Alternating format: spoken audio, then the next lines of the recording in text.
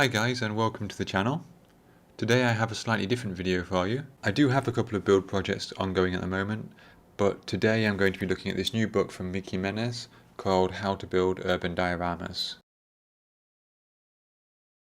This is part of their modelling school series. It's 124 pages, full colour, and it's described as level 4 out of 5 in terms of modelling skills.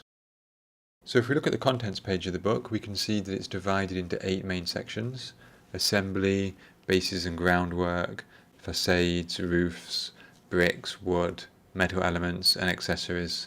And then actually there's a 9th section as well, which is the gallery of all the models made during the course of the book. So each of these sections is subdivided as well. So for example, the accessories section contains quite a lot. It contains signage and foliage, which are quite big topics on their own. So one of the useful things about this book is that the same models keep popping up throughout the book, so you can track their progress. So this is one of them, this kind of old farmhouse style building. In the first chapter we learn how to create the structure of the building and how to add the brickwork. And then later on it appears again and we learn how to add earthwork, how to create roofs, add some grass to it and so on. And obviously this approach makes quite a lot of sense because it gives us an idea of what we're working towards when all these various techniques are combined, which is quite a good idea. There are plenty of other examples as well though when necessary. So for example, in the concrete section here you can see that a bunker is being used to illustrate the concepts, which makes a lot of sense. A bunker is a subject that a lot of modelers would aim for, so it's a good choice there. One section which I found really interesting was the vegetation section. Here we see how to create this really nice looking wisteria plant, and also other types of sort of creeping plants and vines and so on. And the techniques are really clear and simple. Definitely something I'm going to try in a future diorama myself. Even in the basics section I found things which I didn't know already. So this balsa foam, for example, I'd never heard of before, and also some tips on using foam board to create buildings as well. Normally I use XPS foam for the buildings, but it's sometimes quite hard to find it in the right thickness, so it's really good to see these alternatives. There are also a few nice little tips that I've picked up from the book so far. So for example, this one here on using masking tape to remove paint deliberately instead of using chip-in fluid. That's something I haven't seen before. There's also a nice little trick for creating your own signboards later on as well. So as you might expect, a lot of the products which are recommended in the book are Ammo by Mig products, but most of them have direct equivalents in other ranges as well, and the text does sometimes mention other products such as Tamiya when relevant, so it's not just a case of advertising only Mig ammo products. Now there do seem to be a couple of odd decisions made with the book. For example, in the Cobblestone section here we have this very nice example of how to paint a resin cobblestone base. The results are really good, the explanations are really helpful. It goes through how to add variation in colours, how to use various products to weather the cobblestones and so on. Really useful material. But then in the next section we're shown basically the same thing, except when we're painting a plaster base. The process is very similar.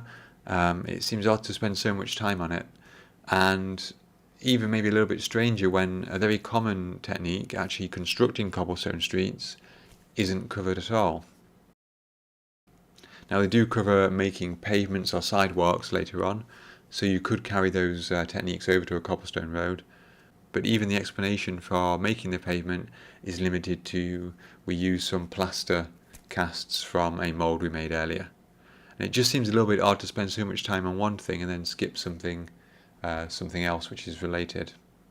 I think for another example, later on in the grass section we see a really nice bunker diorama taking shape. We're told it uses static grass and white glue, which is fair enough, but it would have been good to have a little bit more detail. So for example, I know that some modelers use a static grass applicator and others just lay the grass down. It would have been nice to know what technique was used. Equally, what lengths of grass were used. Were there multiple lengths used? Is it best to put down the shorter lengths or the longer lengths first and so on? It would have been good to have a little bit more information like that. I'd also say that some sections of the book are more a how to paint urban dioramas rather than how to build urban dioramas. So for example, in the drain pipe section, some of the drain pipes just appear and there's no indication of where they come from. They're painted beautifully, but it just seems odd that there's no suggestion even of how we might make drain pipes for dioramas, especially considering the book does tell us how to create window frames in an earlier section. To be honest though, I think some of this issue is a reflection of the book's intention and the fact that, as I mentioned earlier, it's actually supposed to be a school level 4 out of 5 book. So I think with that in mind, it's best to view the book not as a step-by-step tutorial, but more as a reference work. At this school level, perhaps we should be comfortable taking techniques and applying them to different situations. So for example, taking the pavement technique, the cobblestone technique, and applying it to something different. And I guess also it is a bit unfair to expect the book to include everything we might want to include in a diorama. Obviously the list would be pretty much endless. And again, I suppose creativity and solving your own problems is part of the fun of modelling. So I don't want to sound too critical of the book. I do think it's a solid buy. I'm happy that I bought it. I suppose part of the issue of any book like this is that every modeller has a different skill set. We don't all learn the same techniques and we don't learn them all in the same order. So there are bound to be some things, some techniques in this book which you'll already know, and there's bound to be some that you're probably not familiar with as well. We can't really blame the book for that. Personally, I found the vegetation and the custom sign section the most useful, but even some of the basic explanations such as the foam board were useful as well. Of course, it's also great to have these examples of finished buildings and dioramas to aspire to as well. So I think overall, if you're an averagely competent modeller and you're looking to expand your skill set, but you don't need step-by-step guides, then I would say this is a useful reference book for you. I got mine direct from the Mig Jimenez website. I'll put a link in the description below for just under €20 plus shipping. So I hope you've enjoyed the brief insight into this book. I am planning to use a couple of these techniques in a couple of upcoming projects which are in the early stages. I do have 2 other projects on the go at the moment, which you can see on the screen now, and the next video will be me finishing one of those.